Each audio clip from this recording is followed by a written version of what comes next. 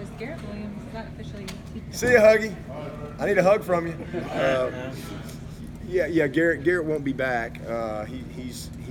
I'm not sure he's decided 100% what he's going to do as far as military and all that. But he's not. He won't be back playing football.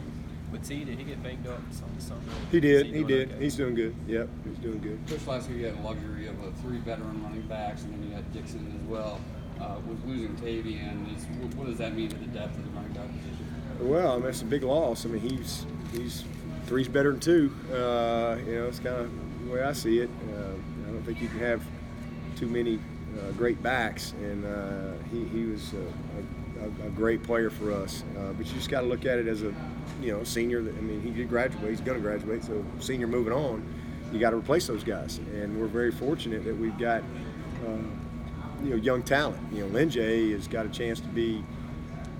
I mean, he had great moments last year, but he's going to be a really good player. So I think it starts there with Travis and Lynn J, and then we got to figure it out. Darren Rencher's back. We're really fortunate to have him.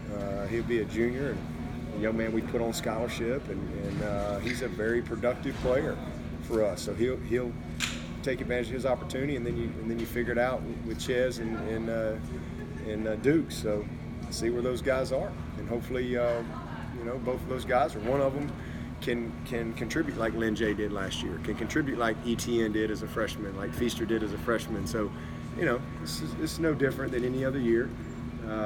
You know what you're starting with, and that's a pretty good spot to start with ETN and Lynn J and Darian, and then you hope that one of those freshmen or both of them can be good contributors.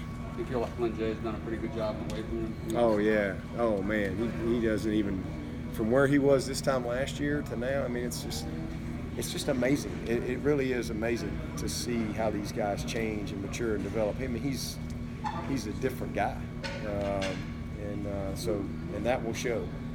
He'll have a phenomenal year.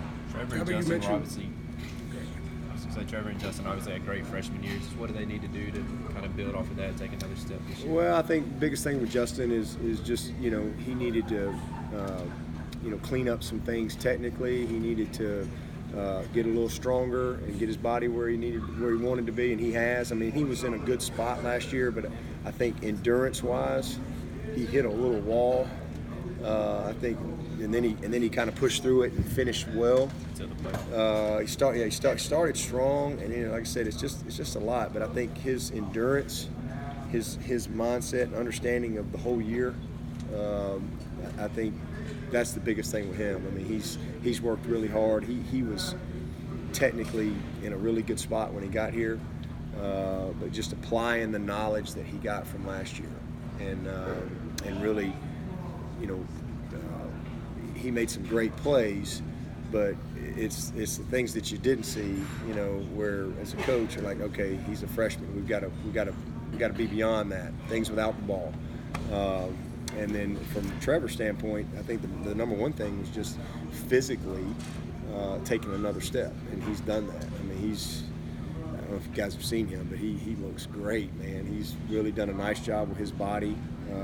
And the same thing is just, he wasn't in a bad place. He was ahead of most freshmen, but now you can just tell physically he's in a much different spot. And then asserting himself as the leader. This time last year he's just trying to get in line and go win a job. Now we need him to be the leader.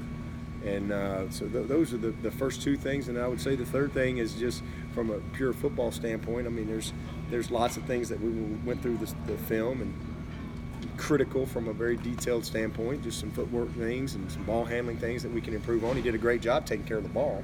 He didn't throw many interceptions, but for me personally, I want to see him make more plays with his legs.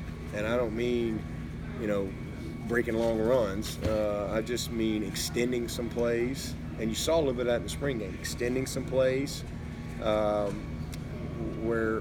because he's dangerous when he can buy some time and you almost get some scramble situations. He's dangerous. And we got guys that you just can't cover forever, and he can put the ball he can throw the ball left, right, you know, and so there's some explosives there that I think we could take, where I think last year there was a few times where I thought he just kind of hung in the pocket too long, and there were some times where I felt like he should have run. And he got better at that as the year went. And so I just think him making a few more plays with his legs, both by extending the play and creating passing lanes and explosives, and also just take the 5 yards and get down and let's keep moving, and not, you know, just sitting there, because he's so confident in his ability to make whatever throw, and he's confident in his guys. But sometimes, you know, let's make it 3rd and 5 instead of 3rd and 10. You know, by just that little better decision on 2nd down, and take that 5 yards. And so I think that's just part of the process. But he's in a pretty good place. He had a heck of a freshman year. Did Trevor talk to you at all? Trevor talked to you at all about the Manning camp? That must have been He did. Fantasy camp for him. He did, and I actually heard from Peyton, heard from Archie. They both personally reached out to me and really appreciated him coming, and were very complimentary. And I think, and vice versa from Trevor. Trevor he really enjoyed it. It was a great experience for him to be around those guys and have time to spend with, you know, people like that have been there and really you know, give him some good wisdom. Dabo, you mentioned KJ requested the red shirt last night. Could you kind of take us through again how blown away you were when he came to you with that? Yeah, and I told his dad that too. I hadn't had many guys in my coaching career that are playing, you know, especially as freshmen, that, you know, he wasn't playing a lot, but he was playing some, and I think would have played more as the season went. But it's really neat to see a young person that have that self-awareness and also have a big picture view, a long-term view of what they want to do and what it's going to take to get there. And but yeah, he was after the Wake Forest game, and he'd had a really good game and made some plays, and he was just like almost excited. Okay, that's my 4th game, and I got to get in the weight room, coach. You know, I really need power hour. I need to get in the weight. I know the type of player I can be, and I know what I need to do. And I think him looking at Cleve, him looking at Austin every day, and he saw where he was just from a strength standpoint. He was like, I want to be ready. I want to be ready this spring. I want to be way further along next fall. And so it was an interesting conversation to have. You know, like I said, with a freshman just getting here who's kind of playing, who's a 5-star recruit and all that stuff. And he's like, here's what I need. I need to get in there and grind in that weight room. And that's why he'll be a very good player. Because he knows what it takes, and he's willing to do what it takes, and it worked out. You know, as I told him in that meeting, you know, I can't. If that's what you want to do, all right, we'll try to do it.